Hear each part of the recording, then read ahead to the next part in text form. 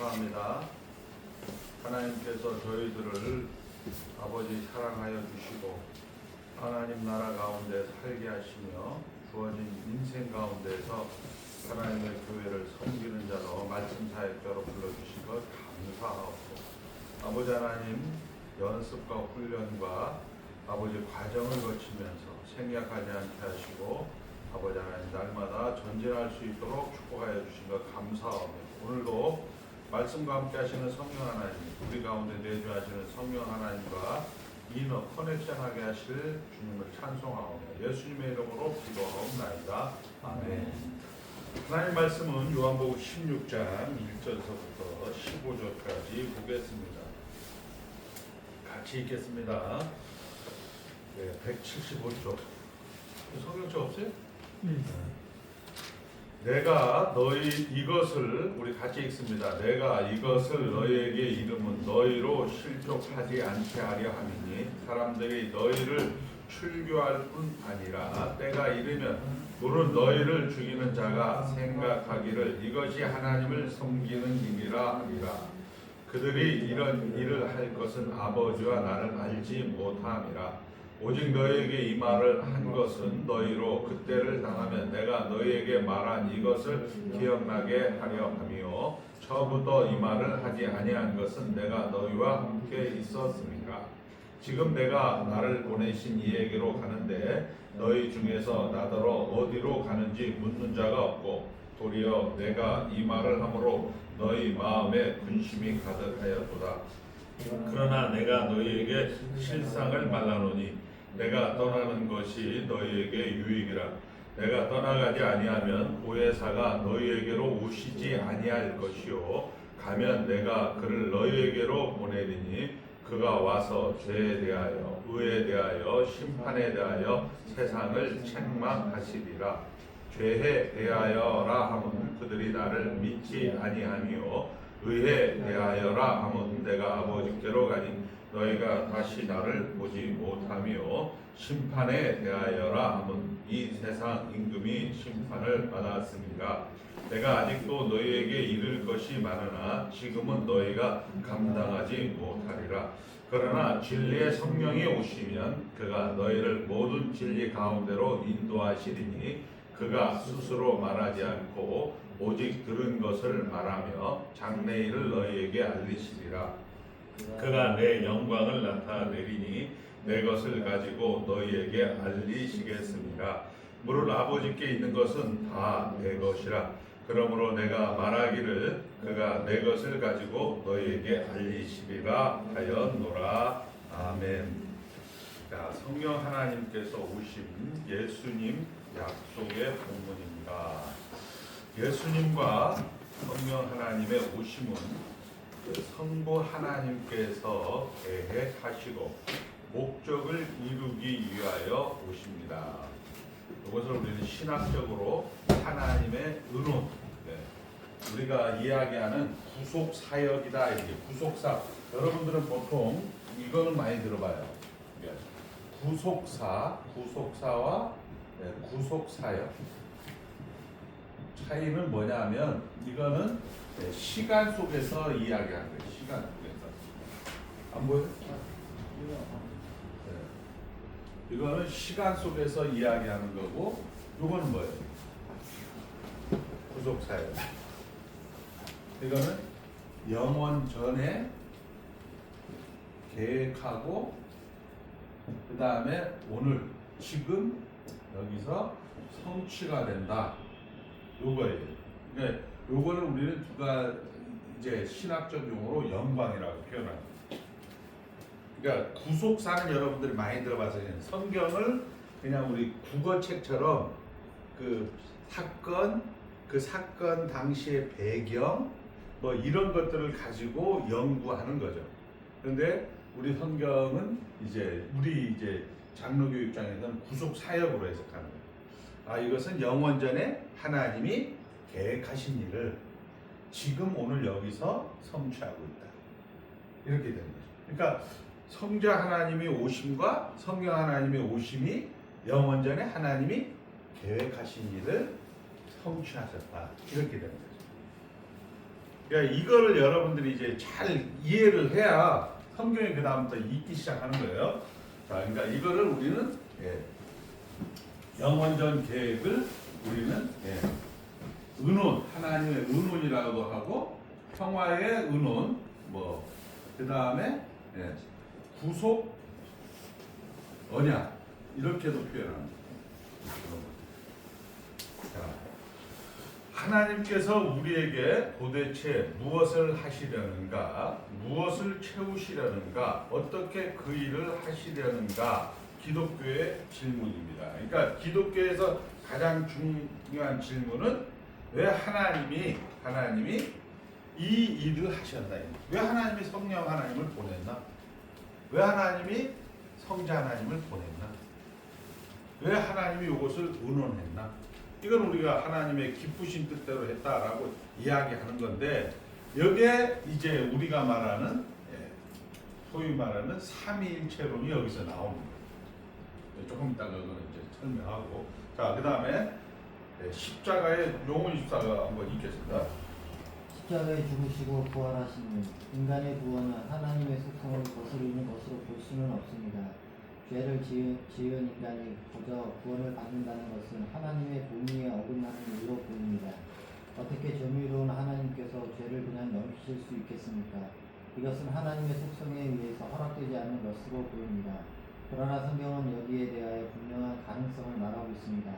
그렇다면 어떻게 가능하겠습니까?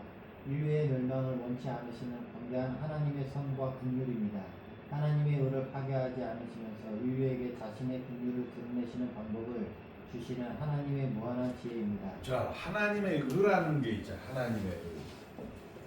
자, 하나님의 의라는 것이 첫째는 언약을 요구하는 의예요. 언약을 요구. 즉 무슨 얘기냐? 가족으로 들어와라. 이게 뭐냐? 율법을 요구하는 거죠.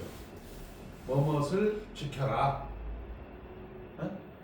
그러니까 한번 따라하면 내가 하나님의 계명, 아버지의 계명을 지켜 아버지의 사랑 안에 거하는 것처럼, 이게 어떻게 해석해요?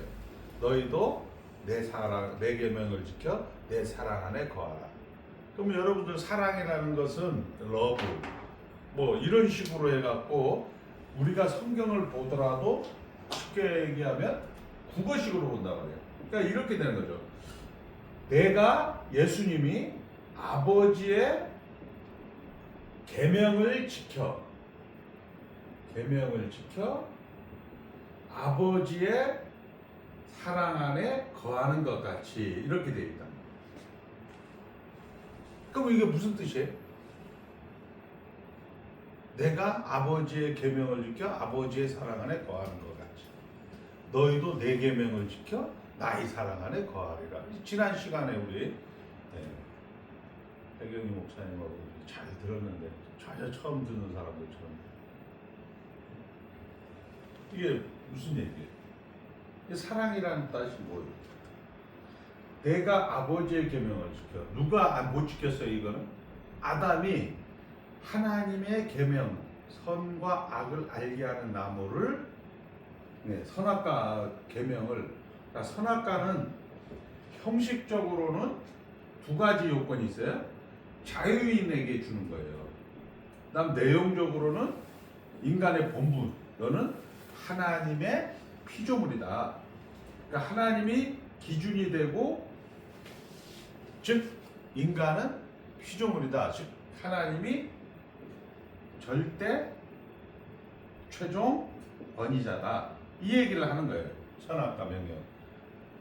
혜경이 자매에게 준영이 이제 이거 해라 하면은 그거에 대해서 딱 생각할 때, 아, 이것은 남편의 권위, 남편이 최종 권위자다. 해도 되고 안 해도 되는 것은 뭐냐? 자유인으로서 내가 해도 되고 안 해도 되는데 누구는 안 했어요. 아담은 하지 않았어요. 근데 예수님은 아버지의 계명을 지켰으니까 아버지의 최종 권위자를 인정하니까 그게 뭐예요? 여기에 나오면 선악과를 먹는 날에는 정령 죽으리라. 이게 정령 반드시라. 이게 죽으리라는데 이거는 선악과를 먹지 않았으니까 정령 어떻게 돼? 살리라. 하나님 나라가 됐다. 그러니까 이 사랑은 뭐예요? 하나님 나라라는 얘기야. 이렇게 된다. 그러니까 지금 이야기하는 이 율법을 요구하는 일을 하나님이, 그 다음에 두 번째는 이 율법을 요구하니까 어떻게 하나님 심판하는 의로 해갖고 배웠잖아요. 이거 심판의 의. 그건 뭐야? 첫 번째는 육체의 고통을 준다고. 우리에게 육체의 고통. 육체의 고통 뭐야? 네, 태어나고 늙고 병들고 죽고 생로병사. 그 다음에 육체의 고통을 준다고. 육체의 고통에 육체의 죽음을 준다고. 육체의 죽음이 결국은 모든 사람에게 죽는 것은 정한 것이요. 한 번 죽는 것은 정한 것이요. 그 후에 심판이 있으리라. 그 다음에 세 번째는 최후의 심판이 있는 거예요. 최후의 심판. 최후의 심판이 있는 거예요. 그래서 이것을 성도들은 하나님의 징벌을 받는 것이 아니고 아버지의 징계. 왜 이런 고난이 있냐 했을 때 이 고난이라는 것은 성도에게 있어서는 죄를 제거하고 하나님을 사모하게 하고 그 다음에 하나님을 닮아가게 하는 하나님의 일하심이다. 이렇게 지난 시간에 배웠죠. 이렇게 해갖고 자 심판의 의, 자 율법 요구의 의, 심판의 의, 세 번째는 구원의 의까지. 구원의 의. 자, 이 세 가지 의를 예수님께서, 하나님이신 예수님께서 하나님의 의를 만족시켜야 된다. 그러니까 심판의 의를 없애도 주고 담당해주고 구원의 의라는 게 뭐냐? 항상 율법을 순종을 해야 돼. 그러니까 예수님이 이 땅에 오셔서 33년 동안 있으면서 마지막에 이게 죽잖아요.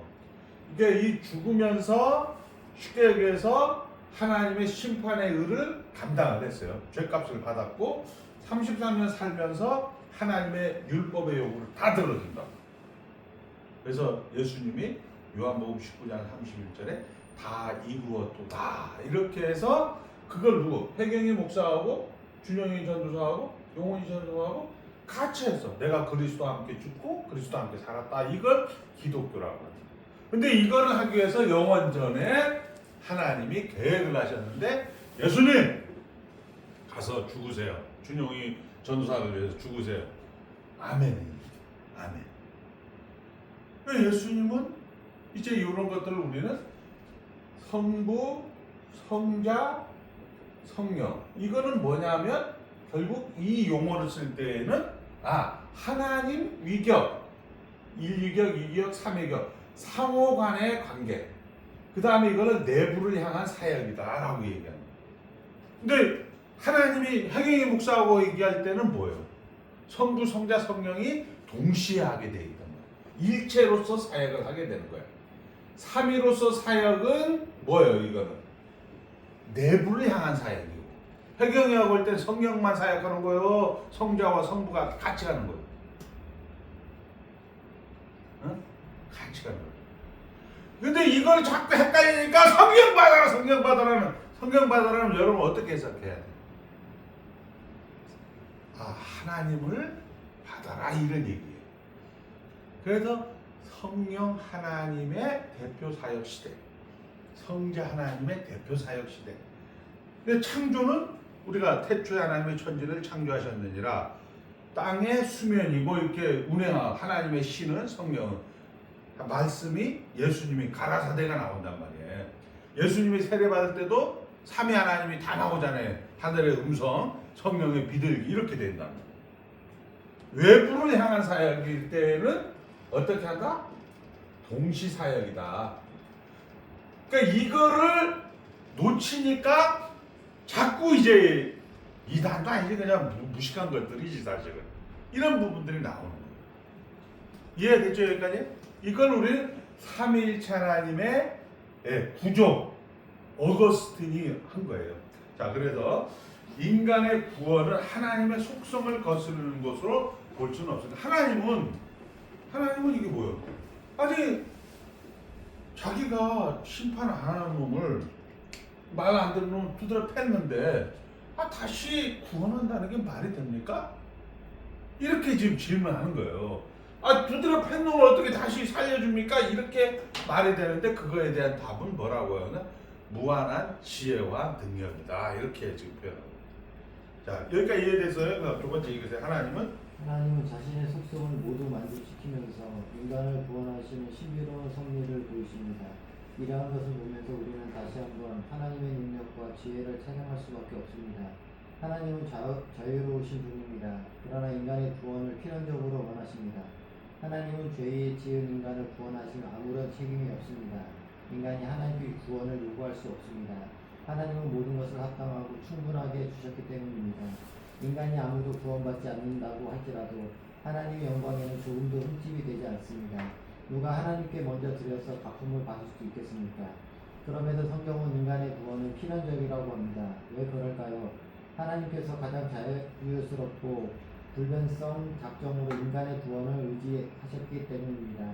그 이유는 오직 하나님의 기뻐하시는 뜻입니다. 예, 우리 예스겔 18장 23절을 우리 해경 목사님이 크게 한번 읽어보겠습니다. 예스겔 18장 23절.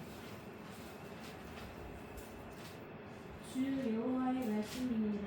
내가 어찌 악인이 죽는 것을 조금인들 기뻐하랴. 그가 돌이켜 그 길에서 떠나 사는 것을 어찌 기뻐하지 아니하겠느냐. 그러니까 악인이 죽는 것을 기뻐하지 않는다. 이게 하나님의 의지라는 거예요. 그러니까 이 하나님의 의지를 목적이 뭐냐? 하나님의 기쁨이라는 거예요. 하나님이 기뻐하셨기 때문에 이렇게 돼요. 그러니까 자유로우신 분이라는 게 뭐야? 우리가 그때 자유의지가 있는데 자유의지의 자유 개념을 이렇게 선이나 악으로 강요당하지 않는 거예요. 누구는? 아담은 강요당하지 않아서 자기가 선을 택할 수도 있고, 그러면 어떻게 해? 영원히 정령 살리라가 되는 거예요. 악을 택하면 정령 죽으리가 되는 거예요. 근데 우리 지금 준영이 전사님은 선이나 악을 강요당해야 안 해요? 여기는 무조건 죽잖아. 그걸 노예 의지라고. 아담이 선악과를 먹어버리니까 그 후손으로 태어난 사람들은 원죄를 받아서 우리는 뭐 아무리 좋은 일을 해도 어떻게 혜경이가 70대면 처녀야 아줌마야 할머니야. 그 왜 할머니가 돼? 우리는 내가 선택할 수가 없어. 우리는 이제 자유의지가 없다. 이렇게 얘기하는 거야. 자유는 하나님은 우리를 구원해 줄 필요가 없어. 우리가 또 구원을 요구할 권리도 없고, 그런데 하나님의 기쁘신 뜻대로 인간을 구원하기를 하나님께서 의지했다는 거죠. 계획했다는 거죠. 그래서 왜 우리가 이걸 얘기했잖아요. 사람들은 하나님의 형상대로 만들어졌고, 개는 강아지 형상대로 만들어졌고, 동물은 동물의 그 종류대로 만들어졌다. 그러니까 천사들은 어떻게 된 거야? 천사들은 하나님의 형상이 아니야. 걔네들. 물론 하나님의 형상이 있죠. 천사들은 쉽게 얘기해서 하나님과 교제하면서 사는 게 아니고, 천사들은 뭐예요? 하나님의 종이야, 종. 시다발이. 여러분들은 부부, 아내들이여, 남편들이여, 이는 교회와 인생에 대하여 말씀하심이라. 이렇게 나와 있다. 어디에 나와있냐? 에베소서 한번 찾아봅시다. 에베소서 5장 22절서부터 쭉 보면 31절에 나와 있을 겁니다. 5장 한번 읽겠습니다. 32절. 이 비밀이 커도다. 나는 그리스도와 교회에 대하여 말합니다. 예, 그러니까 무슨 얘기냐? 그러므로 31절 시작. 그러므로 사람이 부모를 떠나 그의 아내와 합하여 그들이 한 육체가 될지니. 그러니까 뭐요? 결국은 용훈이 집사님하고 하나님이 하나가 돼야 한 육체가 돼요. 그것이 쉽게 얘기해서 하나님이 원래 계획하신 목적이라는 거예요. 사람을 만드신 거예요. 그래서 우리는 만물의 영장이라고 하는 거, 하나님이 우리가 하나님의 하나 되는 것이 결국 사명이라고. 소명이라는 게 이게 정확해요. 역사 가운데. 자, 좀 다르더라고요. 소명, 그 다음에 사명인데, 우리가 소명을 할 때, 자, 이사야 6장을 한번 찾아보세요. 이사야 6장 1절. 이사야 6장 1절.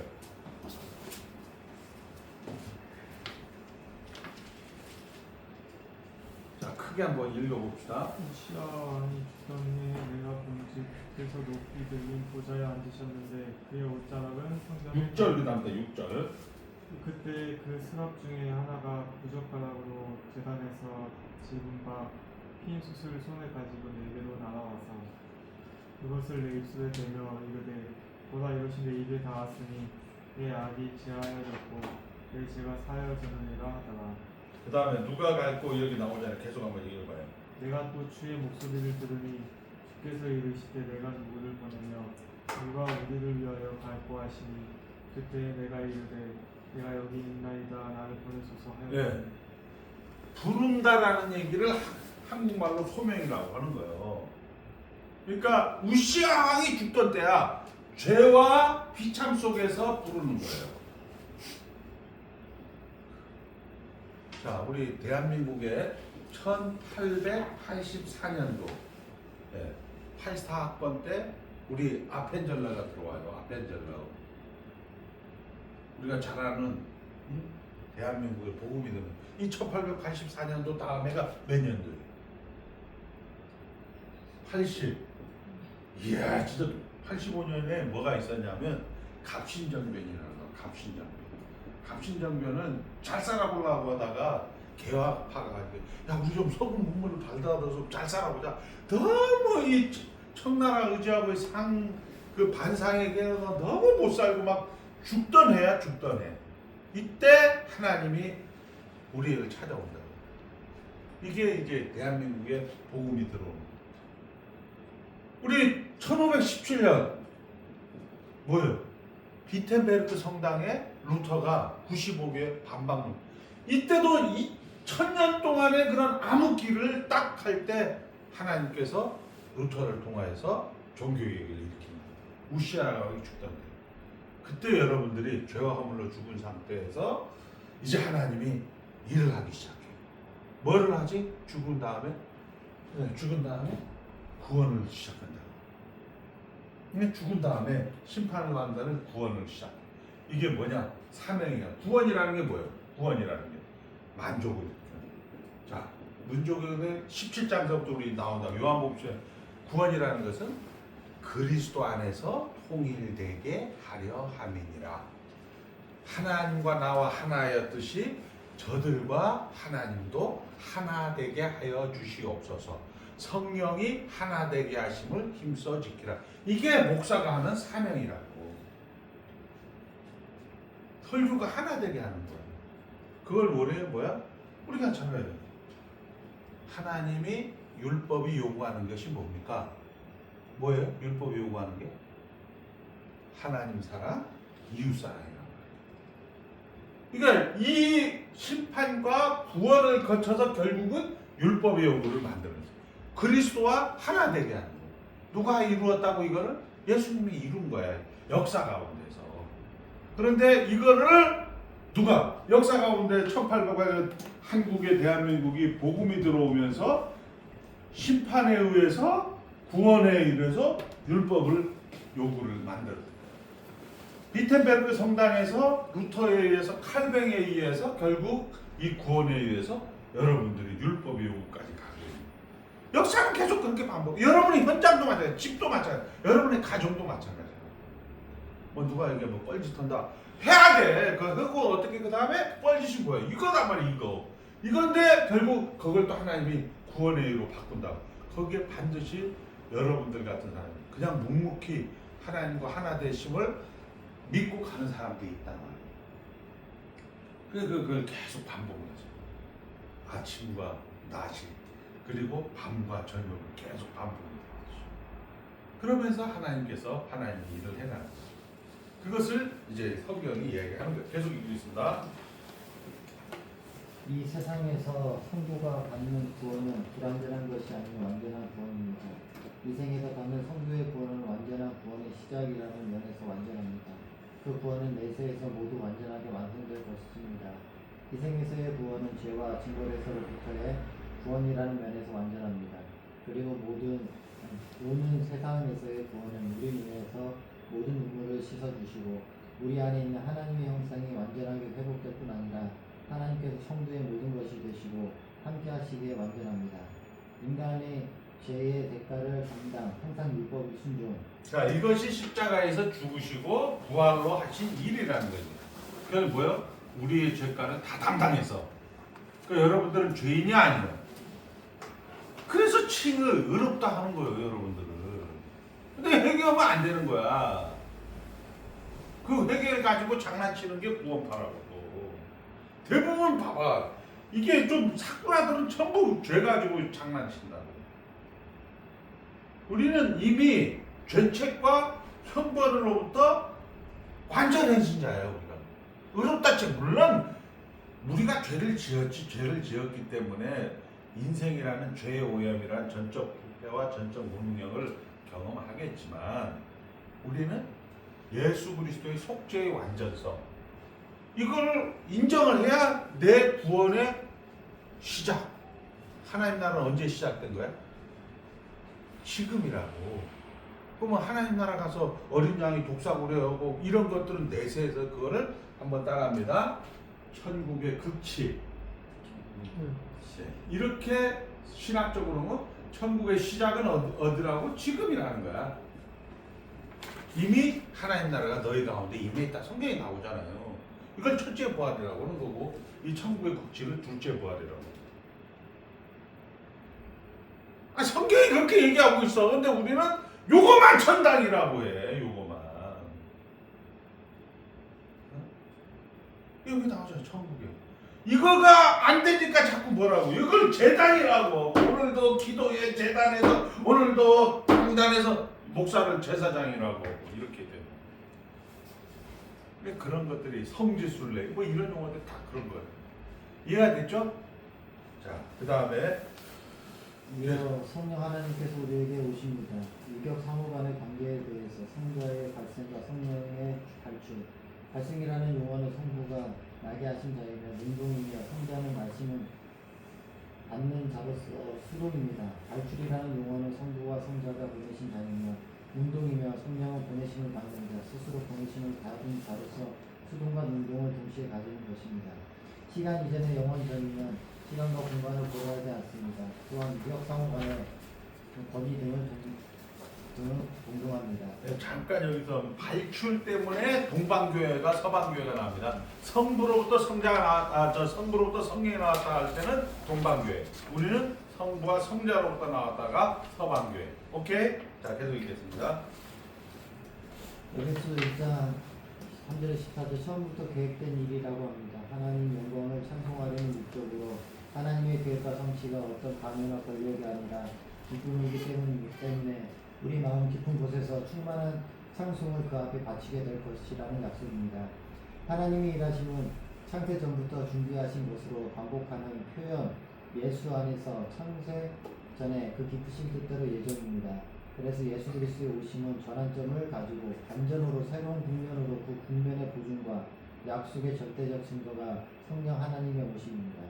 자, 이게 이제 우리가 하나님의 영광을 찬송하는 목적이 결국 뭐예요? 아까 얘기한 것처럼 하나가 되는 거예요. 사명의 완성. 그 다음에 어떤 강요나 권력이 아니라 하나님이 이걸 어떻게 했다? 기뻐했다는 거야. 이거를 하나님이 기뻐하셨다라는 얘기는 뭐냐? 하나님이 처음에 어떻게 했다고요? 자기를 인간을 구원하는 것을 기뻐하는데 예수님도 하나님이니까 그걸 기뻐하신 거예요.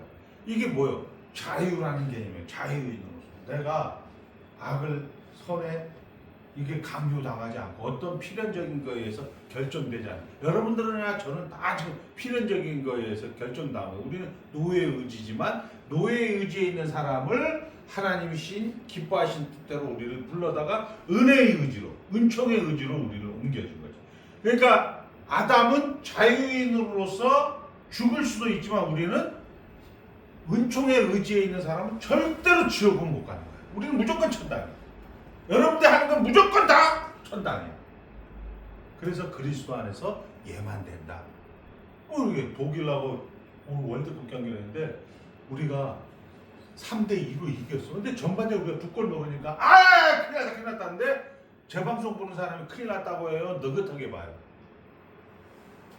재방송 보는 사람이 3대2라는 거 알면 준용이 어제 야 큰일 났다 막 이렇게 해서 그 축구 경기를 봐요. 느긋하게 야 후반전 가면 3골 나 이렇게 해요. 그렇다는 우리 예수 믿는 사람이 그런 사람이라는 거죠. 잘못할 때마다 아유 하나님 살려주세요 이게 아니고 야 후반전 가면 3골 넣거든. 우리 시골에 이제 조금 있으면 설날 때 시골 가잖아요. 엄마 아빠가 갈 때 막 야 이 새끼야 빨리 운전해. 아이 성질난다. 막 15시간 20시간 운전하면서 막 승질내면서 가요. 기분 좋게 가요. 왜 기분 좋게 가? 부모 만나러 가니까 그래요. 고향 가니까. 여러분들 지금 가는데 그렇게 가야 되는 건데 아우 씨 막 성질나 천당 가는데 성질나 죽겠네 막 이렇게 간다고 지금 그걸 또 강요를 하고 이게 아까 이야기한 그 얘기라 기쁨으로 이루신 구원 자유인으로서 여러분들이 연습하고 잘 안 되지 때로는 한번 엎어보기도 하고 그러나 그것이 일을 한다라고 오늘부터 이제 얘기하는 거죠. 계속 예수 그리스도의 오심은 삶을 바꾸는 것입니다. 비포 크라이스트 죽음의 전부이고 왕이었습니다. 인류가 하나님을 배신함으로 자초한 세상입니다. 전적 무능력과 전적 부패입니다. 애프터 크라이스트 죽음을 이기시고 부활 세상을 만든 것, 즉 하나님의 예정을 이루기 위한 중요한 반절을 만든 것입니다. 예수 안에서 판이 바뀐 것입니다. 열매 맺는 포도나무가 예수가 되었습니다. 우리는 예수의 가지로 풍성한 열매를 맺게 되었습니다. 전에는 아무리 좋은 씨를 뿌려도 그 밭이 모든 것 한평 무효화시켰습니다. 열매 맺을 수 없습니다. 옥토가 되자 아니라 비로소 내가 옥토를 만들었습니다. 너희는 마음껏 열매를 맺으라는 것입니다. 돌 다시 빛과 밭을 엎어서 옥토를 만든 것 아니라 예수가 오셔서 죽음이 운명이었던 세상을 뒤집어 생명과 영광의 세상을 만들었습니다. 예수 안에서 우리는 마음껏 자라나는 것이며 열매 맺는 것입니다. 성령 하나님이 오셔서 옥토에 열매 맺을 것입니다. 사망 아래 있을 땐 무엇을 하든지 끝이 다 망하는 것, 허무한 것이었다면 지금 우리가 속한 나라, 새로운 세상에서는 무엇이든지 이긴다는 것입니다. 죽음이 왕노릇할 때 그것을 벗어날 수 있는 사람은 아무도 없었습니다. 그것이 역사이며 인생이며 현실입니다. 죽지 않는 사람은 없습니다. 아담 하나의 불순종과 은혜의 더 크고 확실한 것과 비교하는 것입니다. 예수 믿는다. 지금은 다른 세계로서 하나님께서는 그의 사랑하는 자녀에게 영생, 영광, 기쁨으로 승리를 데려가시기 위하여 만든 세상에 속했다는 것 아는 것입니다. 새로운 영생의 약속들을 못을 판단하기 위해서가 아니라 더 크고 확실한 것으로 하나님의 영광으로 이끌기 위하여 잘못으로 우리를 흔드는 것입니다. 흔드는 현장에서 우리는 어떤 일도 결국 유익합니다. 승리로 갑니다. 실패가 일합니다. 후회가 일합니다. 우리를 죽이려고 절망하고 자책하는 모든 것으로 끝나지 않고 다시 일으켜 세우고 더 생각하게 하고 더 낫게 만들 것입니다. 율법의 세계, 사망의 세계가 아니라 새로운 생명과 약속의 세계 속에 있게 한 것, 예수 그리스도의 오심, 십자가와 부활로 만든 세상, 예수 믿는다는 것입니다. 율법은 돌에 새긴 법이며 은혜는 신비에 새긴 법. 율법은 죽이는 것, 은혜는 살리는 것이며 무엇을 하지 말라는 금령으로 율법이며 그마저도 우리는 지키지 못합니다. 무엇해라 더 하라는 것으로 은혜의 법입니다. 잘하고 풍성하고 아름답고 깊고 놀랍게 되는 그런 세상에 들어와 있는 것입니다. 그것을 성령 하나님이 하는 것입니다. 새 언약의 다른 것, 그것이 우리 마음판에 박혀서 우리라는 존재의 가장 중심 근거가 되는 심장에 하나님의 마음을 받겠다는 것입니다. 유시하신 내가 엄마가 되기 전에는 제 몸 밖에 또 다른 제 심장을 갖는 것이 어떤 기분인지 몰랐습니다처럼 그게 성령 하나님의 오심입니다. 어떤 공포, 회개를 끊임없이 하는 것, 잘못을 지우느라고 잘할 시간 없는 과거를 지우지 마시고 그게 후회스러우면 지금 잘하면 됩니다. 제일 쉬운 것부터 합니다. 묻는 것입니다. 비로소 넘쳐나는 것입니다. 자신의 정체성과 존재와 운명에 자신 있는 것입니다. 완벽해서 웃는 것 아닙니다. 소망이 나를 붙잡고 있는 자신감입니다. 그리스도 예수 안에 있는 자는 결코 정죄함이 없나니 이는 생명이 성령의 법이 죄와 사망의 법에서 너희를 해방하였습니다. 오늘 어떤 기회가 주어졌는지 한번 해봐라. 손해볼 것 없다. 신자의 현실 인생이며 부활 인생을 사는 것입니다. 어쩌면 위협, 시험 속에 있을지 모릅니다. 실력 없고 절망, 비명일지라도 그것이 일을 합니다. 우리는 절대 넘어뜨리지 못하며 망하게 할 수 없습니다. 새 사람은 도덕적, 기능적이 아니라 정체성이며 운명입니다. 하루하루 만나는 모든 일, 하나님이 나보고 자신있게 해보라고 허락한 기회입니다. 우리는 기회를 선용합니다. 내가 주인공입니다. 그런 자랑이 있고 힘이 있고 빛이 나고 기적이 인생입니다. 예, 우리가 오늘 허락한 기회 어떻게 해야 되는데? 응? 그러니까 예를 들어서 내가 이제 지역 연합회 근데 준용이 형제가 100만 원 내는 사람이야. 근데 내가 마음에 안 들어서 100만 원 안 내. 그러면 내가 가서 준용이에게 막 아부하면서 좀 내주십시오. 뭐 이래도 되는 건데 그것도 뭐 틀린 건 아니에요. 뭐 따라합니다. 제시하시는 뜻에 순종하는 방식. 이게 여러분들이 개척도 할 수 있고 그 제일 쉬운 거야 개척이. 근데 거기에서 이게 뭐 밥도 못 굶겠다 저 새끼 돈 안 내주니까 막 가서 딸이 붙였는데 몇 번 가서 처음에는 막 열심히 해서 밥 굶자고 하고 열심히 하고 막 그 뭐 자기 아부하고 뭐 이러다가 어떻게 한번 따라해요. 견디다 못해 쓰러질 때. 그러니까 그때도 일을 하는 거야. 불쌍히 여겨 나를 구원해 주는 거예요. 그러나 그걸 이렇게 공부하는 이유가 뭐냐고. 너무 그렇게 하지 말라는 거지. 3대 2로 이겼어 우리가. 우리는 지금 집에 가는 거야. 귀성계고 가는 거야. 이게 딱 생각을 하고 넉넉하고. 할렐루야. 이렇게 가는 거지. 그게 누가 온 거야? 예수님의 오심이고, 예? 아까 얘기한 영원전에 하나님이 의논하시다. 그러니까 창세전에 그리스도 안에서 우리를 택했고 그 모든 과정이 예수 안에서 다 되는 것이고 결국 그리스도 안에서 통일되게 영광의 찬송이 찬미의 찬송이 되게 하려 하심이니라 이렇게 성경. 그게 여러분들이라는 거죠. 그래서 예수 믿은 것이 전부라. 오늘 이제 이 부분에 대해서 그러니까 성경은 요거만 얘기를 해줘야 돼. 요거에 대해서 성경은 구원의 의 예수 그리스도의 구속 사역의 성취에 관한 요거만 계속 얘기해. 뭐 창세기부터 요한계시까지 그것만 얘기해. 여러분의 일거수일투족이 다 해석이 되는 거지. 질문. 어렵지 않지? 그러니까 성령의 오심이나 예수님이 사역이나 뭐야? 똑같은 거야. 그래서 13절 우리 마지막으로 요한복음 16장 14절 읽고 끝냈습니다. 그러나 진리의 성령이 오시면 근데 이제 쉽게 얘기해서 예수님이 이제 간다고 하니까 성령이 온다고 하니까 이제 기분 나쁜 거지. 좀 익숙하지 않잖아 성령은. 예수님은 익숙한데. 한번 다 같이 읽겠습니다. 시작. 그러나 진리의 성령이 오시면 그가 너희를 모든 진리 가운데로 인도하시리니 그가 스스로 말하지 않고 오직 들은 것을 말하며 장래일을 너희에게 알리시리라. 그러니까 여러분들은 이게 다 듣는 거잖아요.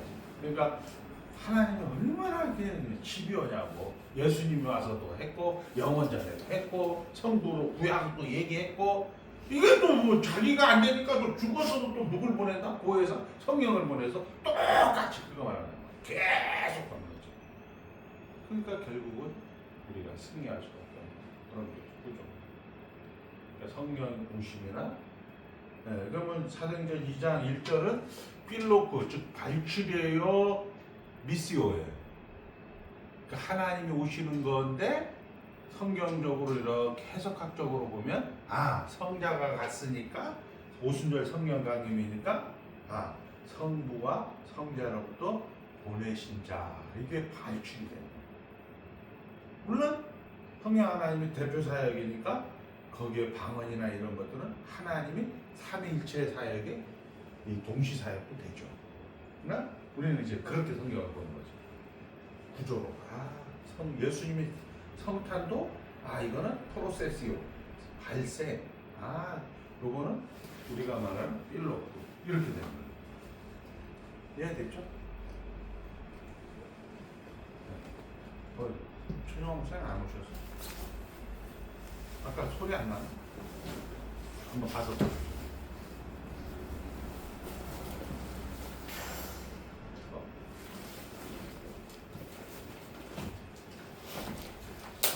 아직 안 오셨어?